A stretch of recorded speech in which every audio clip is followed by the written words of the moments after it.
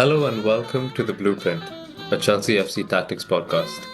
Soon and I are analysts on X, where we share tactical breakdowns of Chelsea matches and discuss other various talking points.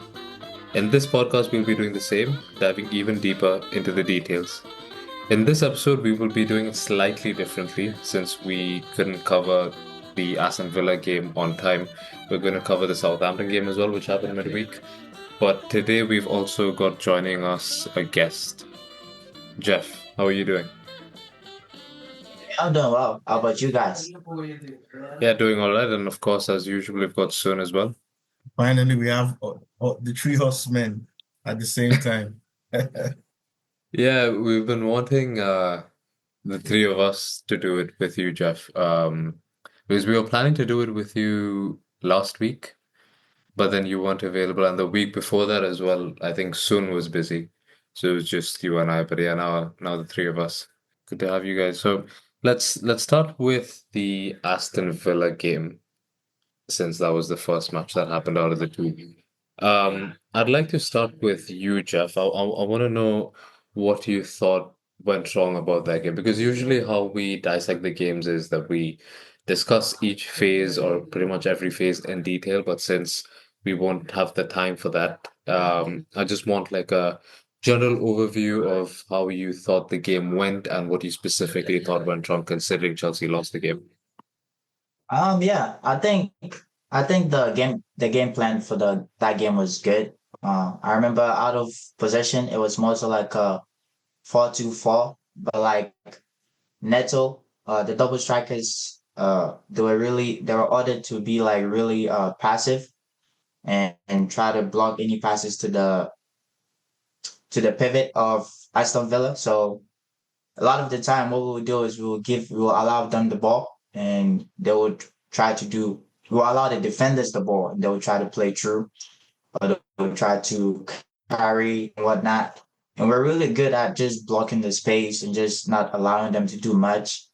And that was pretty much what worked out for the most part of the game. But then in the second half, around like the 60th, 70th minute, what I realized was the Aston Villa's pivot, they started to come out a bit out of that inside that pressure zone. So and our strikers, Neto and I think it was Palmer, they weren't really that good in terms of like tracking those runs. So Aston Villa started to get more of the ball. Their midfielders started to get on the ball more. They started to have a bit more freedom. And we're just a bit more tired to put in that same work rate that we were doing earlier in the game. So we just allowed them into the game. And the problem with us as a team is we are not very good in terms of sustaining.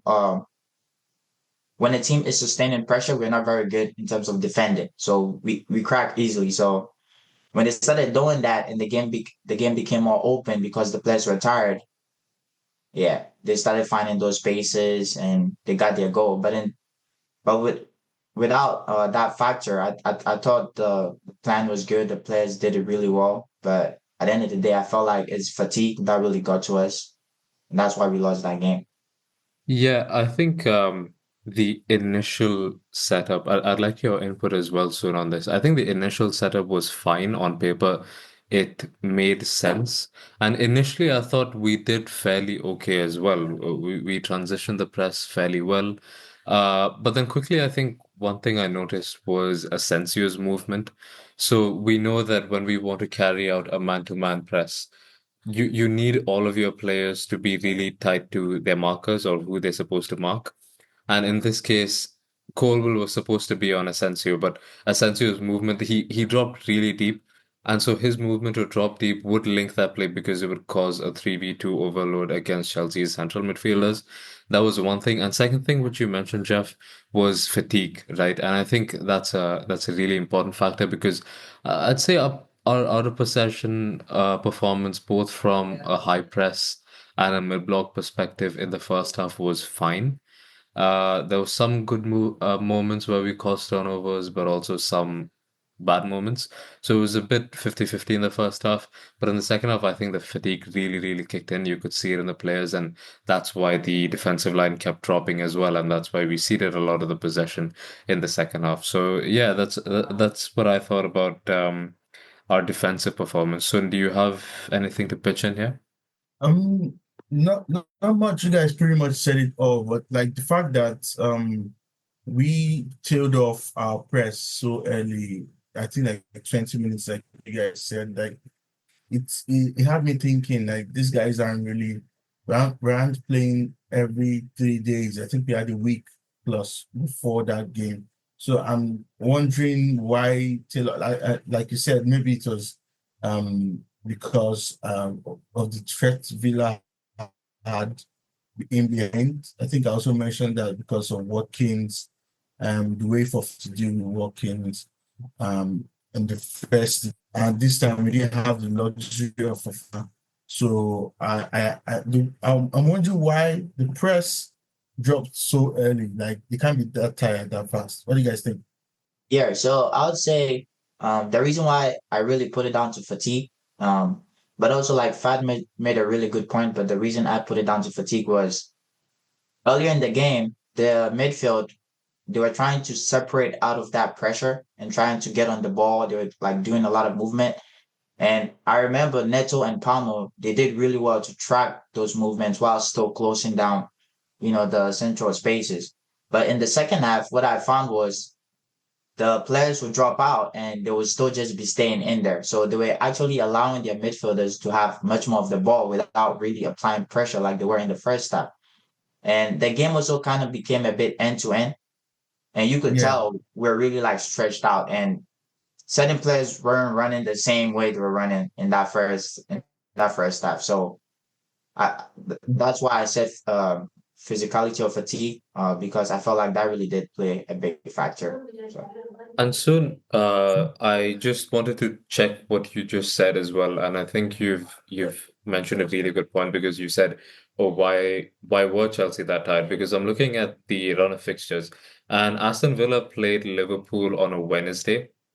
That was the 19th of Feb. And on the 22nd of Feb was when they played Chelsea. Whereas Chelsea, they played Brighton in the Premier League, the 3-0 loss on the 14th of Feb, and then played Aston Villa on the 22nd. So that's a huge gap between the two fixtures for either sides. And you would assume that with Chelsea having a major advantage with more rest, you'd assume that Chelsea would be the more energetic side, but that's just not how it turned out on the pitch. So I think that's a fair point. I can't think of any other reasons why they would be fatigued. But yeah, that's an important point. But soon something you've talked about through various posts, and it's one of the highlight tactical tweaks by Maresca since he's joined.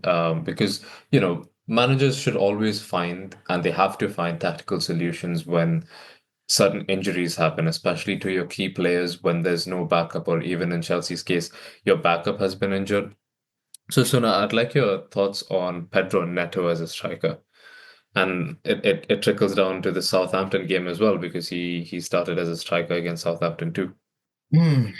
Yeah, this is a very, very interesting one because I also have a thread coming out on the same tomorrow, like a full, more detailed thread, more or less highlighting Pedro Neto's influence at now, how he's been able to adapt. Well, I won't say much adapt because it's not new to him.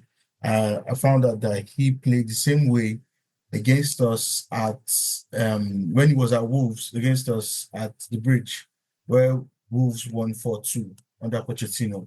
And he ran us ragged basically that game because of the way he kept on drifting into the wide area. So that's especially what I think this role frees Neto in that sense of Neto so far this season has been confined to the right wing and more or less been told to take on his man, stay wide, or put crosses into the box after taking on his man, trying to beat his man. And we've seen as the season goes on that Neto isn't when you tell him to do that, it's kind of limited because if there's no striker to target to give those beautiful crosses that he knows how to do very well, one of the best in the league, he becomes redundant and there's no so you need him to be free. But even as that, you still need Neto to be free because his best why we bought him for moves because of those performances and the kind of performance he gave us against at the bridge where we won 4-2 is one of them. And the fact that Neto can drift out wide and stay at either flank and what the Southampton game showed it more, or the more tactical benefits of it, or the fact that at that point all the other attackers can begin to rotate. We didn't see that much in the Southampton game. We saw it a bit maybe for the goal, where he drifted out wide, took on his man, Matson, and put it a good cross for Enzo. But in the Southampton game, we saw a lot more rotations when he drops to the left wing and Kunku comes inside, becomes the false nine in the box. And when he goes to the right wing, Sancho could also fill in at false nine in the box. And we know Sancho too could be is more alive when he links up with his teammates, and he can really do that better from central areas. So it's really opened. There's opened up a lot of tactical possibilities for us. So Yeah, I'd like Jeff to follow up on this as well because I've seen that he's had his take on Neto as a striker as well, and I think you've had some positive things to say. So, what do you think about, or could you just share what do you think about Neto as a striker? So Seun made some really good points, and I think it's a really, really, really good solution. Because what Neto brings is Neto is an energetic player, right? He likes to move around. He's the kind of player that when he's staying in one place, you can feel it like he's not really into the game. So what this does is by putting him centrally as a striker, you're allowing him to be able to drop, you're allowing him to be able to run in behind. And what he's actually brought is that because he can play on the right side, and he can also play on the left side. What he's doing is, and he can also play in the middle in terms of like in the half spaces. What is happening is his quality is making the other players around him better. So what you see is he could go to the wing and Sancho could come inside. And because Neto can actually play on the wing and Sancho can actually come inside and play, it makes it viable. And because when he also find himself in those half spaces, he will rotate with like Palmer, he will rotate with Nkunku, anyone, because they can play in those spaces and he can also play in those spaces, it makes it viable. So compared to like maybe a Noni, for example, right? If you play Noni as a striker, it has to be a certain way because Noni cannot play in the half spaces, for example. So what Neto brings is that he basically supports the team and allows the team to be free. So even if we have a player like Nkunku on the left wing, we know Nkunku is in the left wing, right? We know he likes to be inside. Neto can come on the left wing, and because Neto has the quality to play there, Nkunku can find himself in those central spaces. And that's what we saw against Southampton. And yeah, it was really excellent. And you know, he also has the physical attributes himself to be able to run in behind, to hold up play, so yeah, he's given us a really, really, really good solution where it just allows the whole front line to be really fluid. Yeah. Yeah, I think you guys have covered everything. And something I also just want to quickly mention is this is something I think I overlooked when I was doing my Pedro Neto analysis when he joined Chelsea in the summer, which is that he is more of a transitional player who likes attacking big spaces rather than having close control dribbles where he's going through tight spaces. And this is something Pedro Neto himself admitted. So there's this quick interview he did on TNT where he says the following. He says, "I will be honest with you. When I was at Wolves, I knew that I knew that teams were going to play against us normally with a high block. When I came here, we faced more of a low block in the beginning. I was adding to my game to play in small spaces, in dribble in small spaces as well. I like to play in these small spaces, but it's really important when teams play in a low block." And so from that, what I take is that he also admits that his dribbling in small spaces isn't good, and he's still young, so he can develop that aspect of his game. But as of the player he is right now, he's the type of player where he can use his pace, his physical attributes to make those runs in behind, as you both said. The movement, everything, I think was really good, and I think we're seeing the benefits of it, right? Where, as you guys mentioned, threatened behind against a middle block, constant rotations, like you clearly mentioned, Jeff. So it's working well, and I think we've got to give props to Maresca here because we've seen the many tactical alterations he's made throughout the season. He's experimented many, many things, and this has been one of them, and this is one that's been working without Jackson in the team. But I'd like to go on, Yes.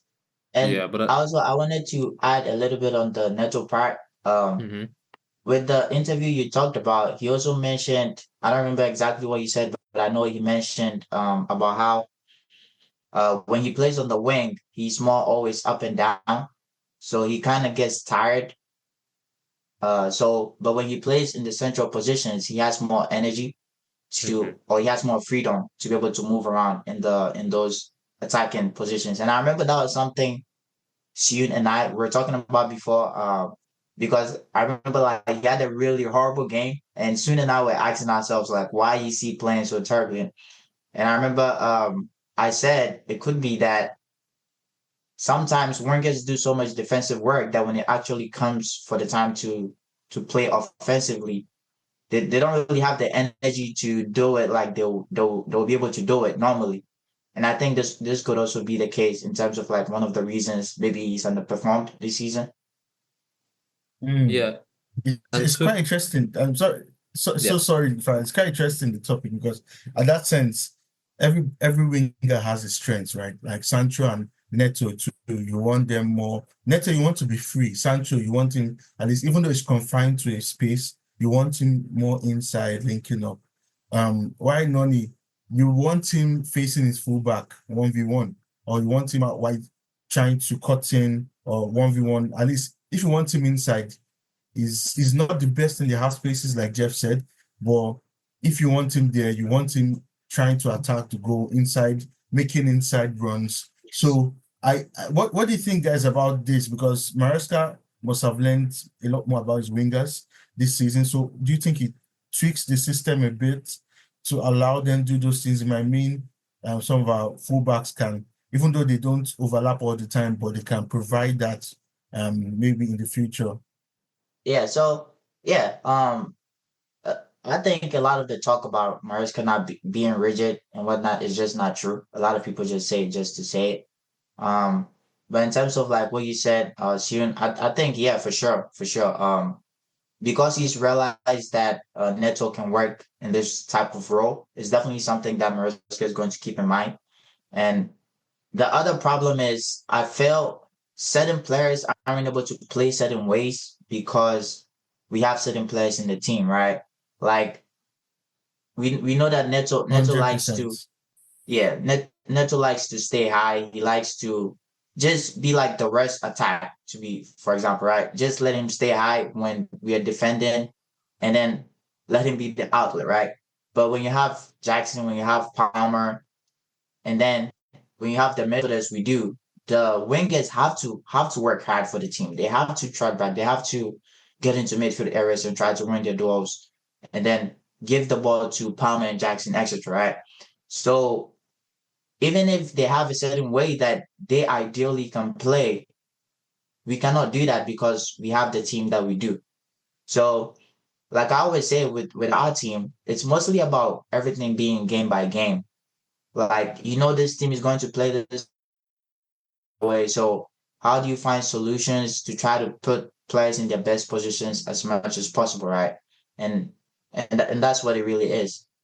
yeah, and we can see um Maresca using the wingers in more narrow positions because I know that Hansi Flick's Barcelona use their wingers more narrow than let's say most teams do. They operate kind of in the half spaces where they can provide those penetrating runs from more central areas, and that can be threatening in a different way. But something soon I wanted your opinion on was we've talked a lot about the on-ball benefits of having Pedro Neto as the striker, but there are out of possession benefits as well to having him as the striker as part of the frontline press. So, what do you think, or what are the benefits that you've noticed when he's part of the front two when we're pressing? Yeah, it's this part of the thread. Actually, I looked at it today because I also wondered, apart from the on-ball benefits, what about the off-ball for Neto?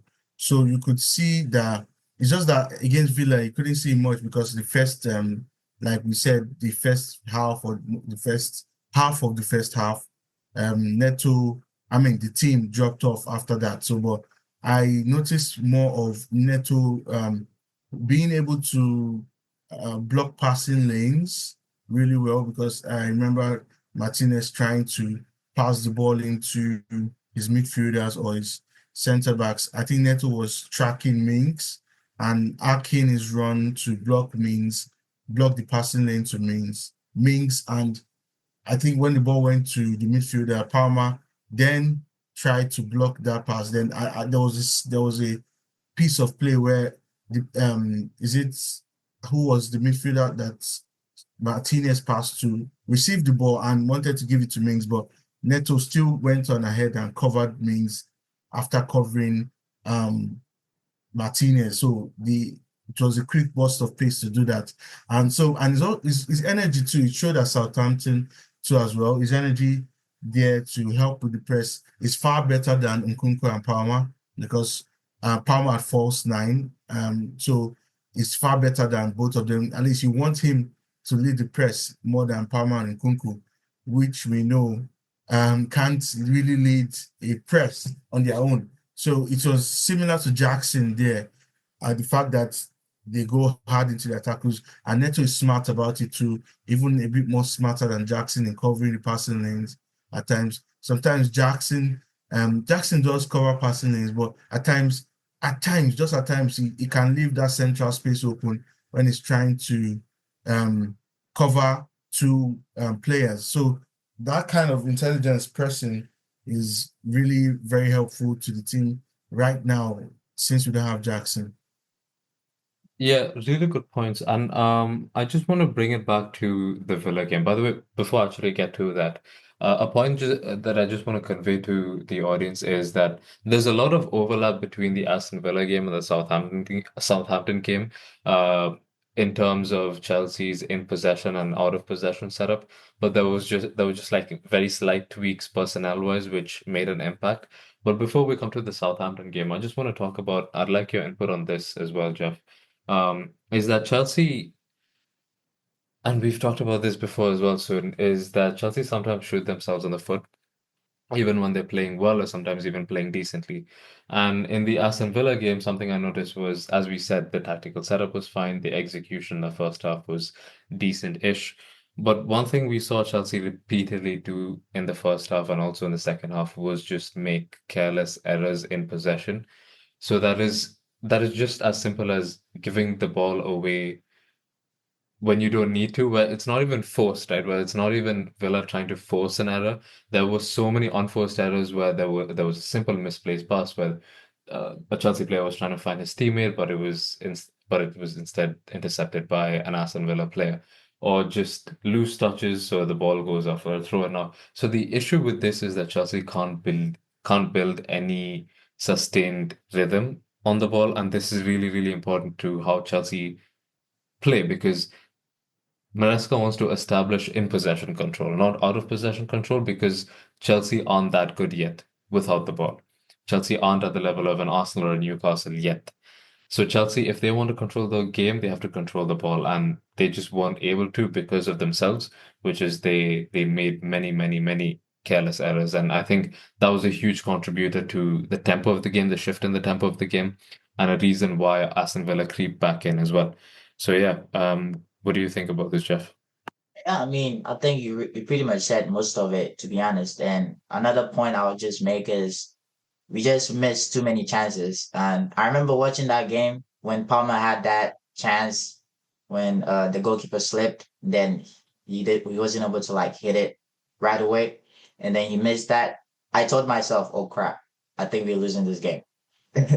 because that was the Yeah. kind of chance where, yeah, that was the kind of chance where it's like, if you don't win this game, and I saw the game becoming more transitional. So when I saw him miss that, I was like, oh yeah, this is bad. So yeah, I think we just need to be a bit more clinical, which we were in the Southampton game. So which is something we've lost pretty much since our bad spell. So yeah, we just need to be more clinical in games. And if we manage to score from our dominance in the first half that we had, or even that second goal from Palmer in the second half, I think that's a game we win 100%. So those play a factor too. Yeah, since you mentioned Cole Palmer soon, what do you think about his recent performances, which is his last 6 games? He hasn't scored or assisted a goal for Chelsea. What do you think is maybe the cause of the underperformance and just your overall thoughts on what's happening with him? I think Palmer is going through that phase every player goes through, and is it's very funny that it looks like this is the first time he has done is happening to him in his Chelsea career, because it is, and it feels very strange.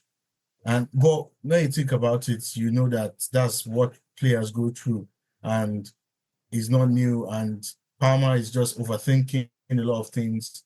A lot of his, like the finish against, I mean, the chance he missed against Villa, I was like, a normal Palmer wouldn't do this, because at the point, yeah, he might not have passed to Nkunku. Normal Palmer still wouldn't have passed the ball to Nkunku. But at the point that Martinez slipped, maybe we have seen a chip or something cheeky like that. We saw, even though it was, he did put the ball past the goalkeeper, but he would have also anticipated the defender. And that's how good he normally is. So it was very strange. And the way he missed a lot of those balls versus Southampton, could have had a hat trick, or even 4 goals, Yeah. because of the way. Yeah, it was really very strange to see him miss those kind of chances. And those are the kind of chances that he should be putting away without with minimal force. I actually predicted in the Southampton game he would get a hat trick, and maybe it was an alternate universe that happened. I, So I think it's because you said it. He could have easily had a hat yikes. trick, yeah. Could have easily had a hat trick, but yeah, I think you've said it very nicely. It's just no matter how good you are, certain players go through these patches, and I think fatigue is the reason for this as well. I wrote like a short post on this, and I was looking through the stats, and Cole Palmer has played the most minutes in a Chelsea shirt, with Caicedo following closely. So Oh, yeah, look. yeah, exactly. And even when you consider last season where he played a lot of games under Pochettino as well, it's understandable that he's here, but honestly, nothing to be worried about because his underlying numbers are still good.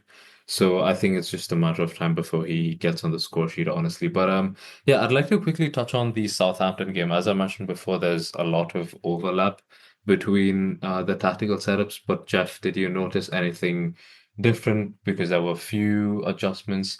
And what did you think Chelsea did well and maybe didn't do well as well? Yeah, in terms of in possession, actually, wow, I was really happy watching that game. I saw so many nice things, and one of those will start from in the middle, and it was obviously Cucurella inverting with Caicedo. But what I liked was Cucurella was free to interchange with Enzo. So sometimes we will see Enzo at the 10 and then Cucurella in the middle. And then sometimes they'll change and then Enzo comes in the middle and then Cucurella is like attacking. So what happens with that is against a team like Southampton that were playing kind of a bit aggressive, we're able to have Enzo play from deep, like deep line playmaking stuff. And then we're also able to get Enzo attacking the box. And the thing about Cucurella is he's really his movement is really good and he's always moving. So against the system, Cucurella is always moving left, right, always supporting the players around him, giving simple passes, drawing players out, and then boom, boom, you get like the passes, and then we just open them up real quick. And like you also touched on about Neto in terms of how he helped the team. despite Sancho playing on the right, which also, by the way, I really like because Sancho on the right, he's more so able to focus on just being a playmaker, just making cutbacks, just trying to hold the ball, coming inside combinations. And I also really liked Palmer's movement. I think that was one of the best performances in terms of like just how well a player can move off the ball. Palmer, he was really It really good. was it was his best, I think, of the season. You're right. Yeah, it was really really really good. Oh wow, I was really shocked. But the way he was moving, and also Nkunku from the left, I really liked his understanding of um minimal or relative or whatever it's called in terms of movement. He really understood when to come inside, when to stay wide. And what happened was because of that, he was able to always find himself in central positions um, where he could create chances for himself, or maybe he could find himself in goal scoring positions, even if he started from the left wing. And one of the reasons is Neto, of course, which you talked about the rotations. So generally, I think we did some really, really good stuff and allowing certain players to combine, trusting certain players to move. So yeah, I was really happy. Yeah. Yeah, and I Um, think out of possession. Yeah, go okay, ahead. yeah, yeah. Sorry, I also wanted to quickly note the influence of Enzo on the ball, Enzo Fernandez, because I think that is Hmm. probably one of his best performances in terms of creating chances, and it showed like he was just in his creative bag, and he Yeah. just wanted as he saw the runs, he just played them in. So it was just so natural. And like Jeff said, the role of him dropping and interchanging with rotating with Kukurea was really good to see. Assist us in the build up.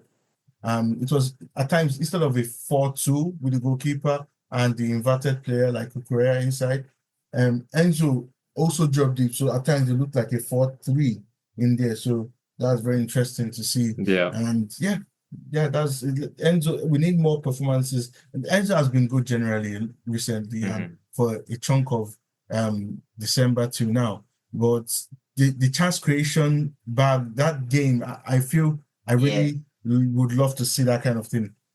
Mm. Yeah, and I think good that you mentioned the build up because I think Chelsea were very fluid with how they built up since Southampton pressed in a man-to-man fashion. And I think Chelsea, despite the Stamford Bridge crowd being very nervous whenever Jorgensen was playing out of the back, I thought he did fairly well. And yeah, good that you mentioned Enzo Fernandez as well because I think this is definitely his best performance in quite a long time. So yeah, good to see him. And out of possession, I thought we had good bite with whenever we had those man marking responsibilities, like the players were good, and Caicedo usually stayed as a screener to cover the back. And I thought his positioning was pretty decent as well. So yeah, that was a Yeah. Southampton game, and it Yeah. was And good to just to have. add a little bit on the Enzo part, Hmm. you guys realize just how many moments he found where he was only just a tapping away from a goal, right? I think I saw Yeah, like three of those moments. yeah. So yeah, really, really good performance from him. Yeah. Yep.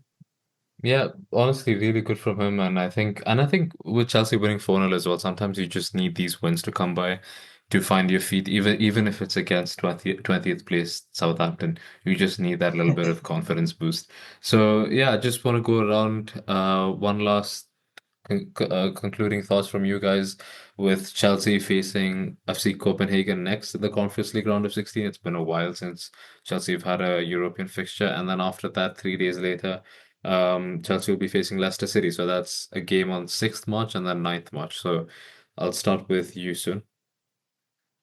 Yeah, I think it's a game we can win. I think we are at home first. No, I think we're away first, I think. Yeah. So it's really a game we should be able to win.